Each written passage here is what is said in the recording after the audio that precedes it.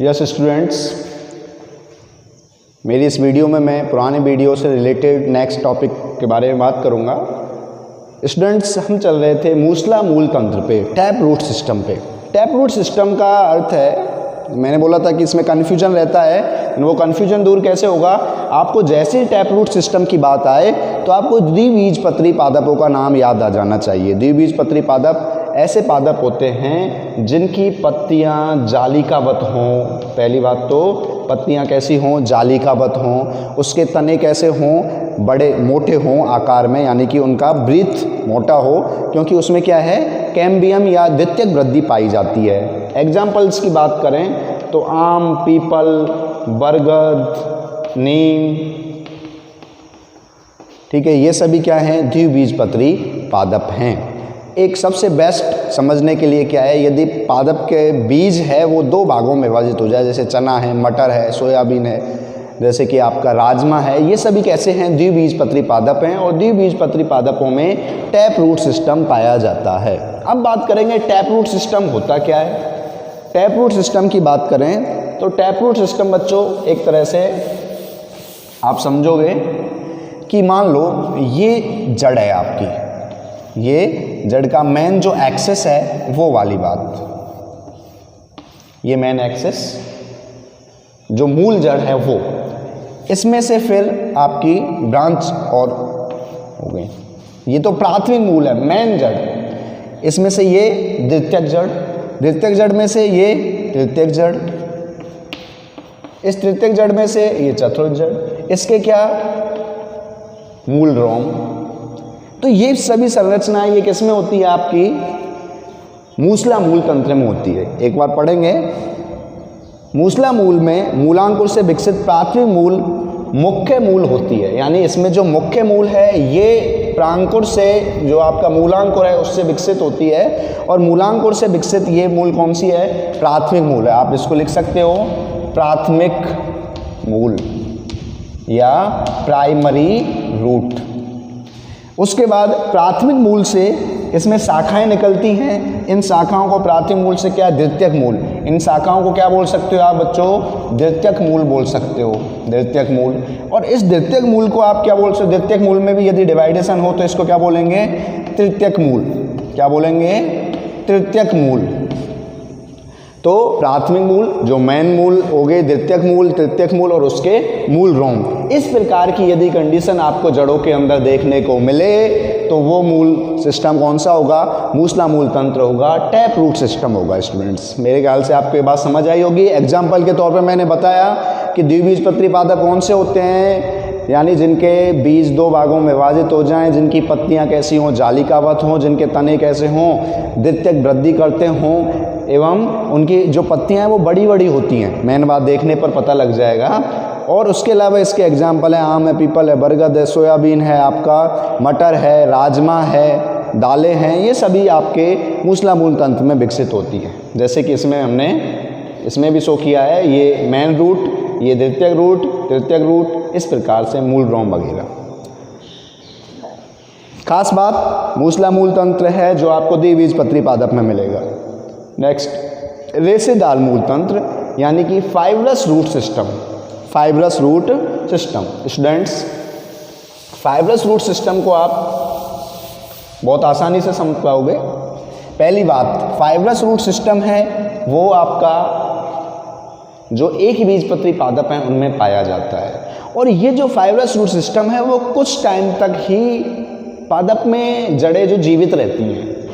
भाई जैसे मान लो आपका कोई पादप है, ठीक है, उसमें यदि आपका रेशेदार मूल हैं तो वो कुछ टाइम कर 6 महीने, साल भर तक जीवित रहेंगी। उसके बाद वो मूलें क्या हो जाती हैं, अपने आप ही अपघटित हो जाती है। अब कमाल की बात यह है कि यदि जड़ें खत्म हो गई तो पादप रुका कैसे रहेगा, तो उसके लिए उसमें अपस्थानिक जड़ें आ जाती हैं। अपस्थानिक जड़ें क्या होती हैं, अपस्थानिक जड़ों का मतलब है पादप के जड़ वाले भाग के अलावा यदि किसी और दूसरे भाग से जड़ें निकलती हैं तो ऐसी जड़ों को हम क्या कहते हैं, अपस्थानिक। जैसे कि बरगद के अंदर नीचे की भी मूल काफ़ी मजबूत हैं और ऊपर वाली जो उसके शाखाओं से निकलती हैं वो मूल भी, लेकिन उन शाखा वाली मूलों को क्या कहा जाता है, अपस्थानिक मूलें कहा जाता है। तो ऐसे पादप जिनमें रेशेदार मूलें धीरे धीरे क्या हो जाती हैं, खत्म हो जाती है, अल्पजीवी, तो उनमें कौन सी मूलें आ जाएंगी, अपस्थानिक मूलें आ जाएंगी। अपस्थानिक मूलों का मतलब क्या है, पादप के जड़ वाले भाग के अलावा पादप के अन्य भागों से क्या होना, जड़ की जैसी संरचना का उत्पन्न होना, जिससे पादप क्या रहे, रुका रहे, मजबूती प्रदान हो।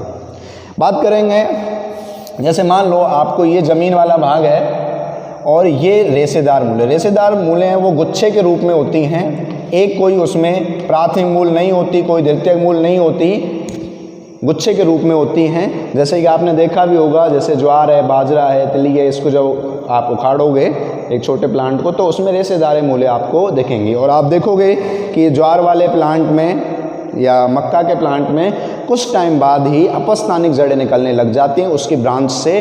तो इस प्रकार की मूलें क्या कहलाती हैं, रेशेदार मूल या फाइब्रस रूट सिस्टम कहलाता है। खास बात क्या है, ये अल्पजीवी होती हैं, बहुत कम समय के लिए। दूसरी बात, ये एक बीजपत्री पादपों में पाई जाती है। तीसरी बात, प्रों से निकलती हैं और अपस्थानिक जड़ें इसका रूपांतरण ले लेती हैं। इनका जैसे ये खत्म होंगी तो इनका रूपांतरण कौन लेगा, अपस्थानिक जड़ें ले लेंगी। तो स्टूडेंट्स, ये मेरे ख्याल से आपको बात समझ आई होगी कि मूसला मूल तंत्र कौन सा है, रेशेदार मूल तंत्र कौन सा है, अपस्थानिक जड़ें क्या हैं। अपस्थानिक जड़ें रेशेदार मूल तंत्र में उसको एक तरह से रूपांतरित करने वाली या उसका स्थान लेने वाली मूलें हैं, कोई अलग से कोई मूल नहीं होती है। जबकि मेन मूलें कौन सी हैं, मूसला मूल तंत्र और दूसरी रेशेदार मूल तंत्र। ये बात समझ आ गई होगी स्टूडेंट। आगे हम बात करेंगे मूसला मूल तंत्र की बात को आगे बढ़ाते हुए।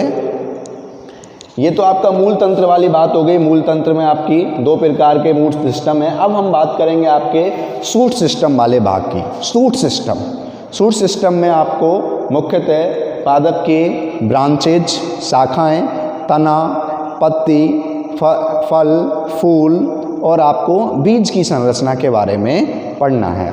इसका हम थोड़ी सामान्य जानकारी के रूप में एक बार अध्ययन करते हैं कि आपका जो सूट सिस्टम है उसके अंतर्गत क्या क्या चीज़ें आती हैं।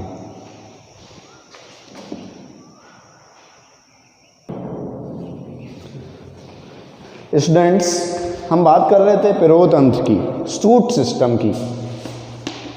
सूट सिस्टम में मैंने पहले भी आपको बताया था कि सूट सिस्टम में वो वाले भाग आएंगे जो ज़मीन से ऊपर वाले भाग है। जैसे कि सर्वप्रथम बात करेंगे तने वाले भाग की, स्टेम वाला भाग। उसके बाद बात करेंगे पत्ती वाले की, यानी लीफ वाला। उसके बाद बात करेंगे हम इसकी ब्रांचेज, इसमें फ्लावर वाला पार्ट, फूल फ्लावर वाला पार्ट, फ्लावर से आपका बीज वाले एवं अन्य भाग बनेंगे। मेन बात यह है कि जो फूल वाले पार्ट है उसका भी हम अध्ययन करें तो फूल वाले पार्ट में आपको 4 पार्ट्स का स्टडी करना है। एक तो आपका सेपल्स, पेटल्स, उसके अलावा आपका अंडाशय है। देखो, ये वाला पार्ट है वो आपका हो गया जायांग वाला भाग, जायांग, जिसमें आपका वर्तिकाग्र,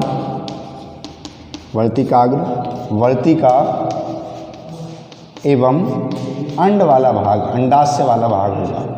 ये आपके 2 प्रकार के इसमें क्या होते हैं, सेपल्स और पेटल्स होते हैं। यानी कि एक तो हरी पत्तियां देखी होंगी आपने, हरी पत्तियां हैं वो कहलाती है आपके बाह्य दल वाला भाग, जबकि जो आकर्षक लाल या पीली पत्तियां होती हैं ये होती हैं दल वाला भाग।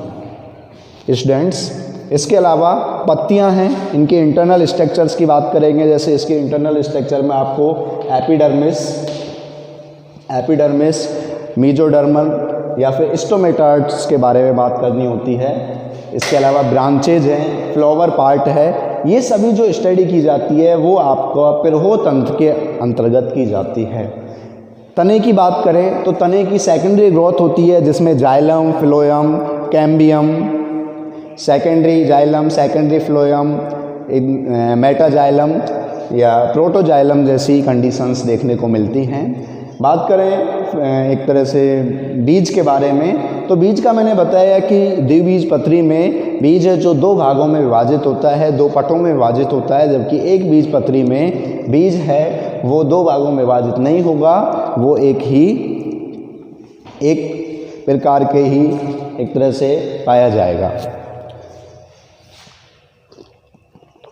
स्टूडेंट्स, आज के इस वीडियो में आपने मेनली रूट सिस्टम और शूट सिस्टम की बेसिक जानकारी के बारे में पढ़ा। बेसिक जानकारी में आपको पूरे पादप के भागों के बारे में पता लगा कि कौन सा भाग कैसे कहाँ होता है, क्या किसका काम है, ये सब कुछ आपने देखा। और ये आपकी यूनिट फर्स्ट का फर्स्ट टॉपिक है जो आपको मैं आशा करता हूँ कि समझ आया होगा और आगे भी समझ आएगा। इसके बाद नेक्स्ट टॉपिक हम लेंगे। स्टूडेंट्स, आप वीडियो को शेयर, लाइक एवं सब्सक्राइब करें। धन्यवाद।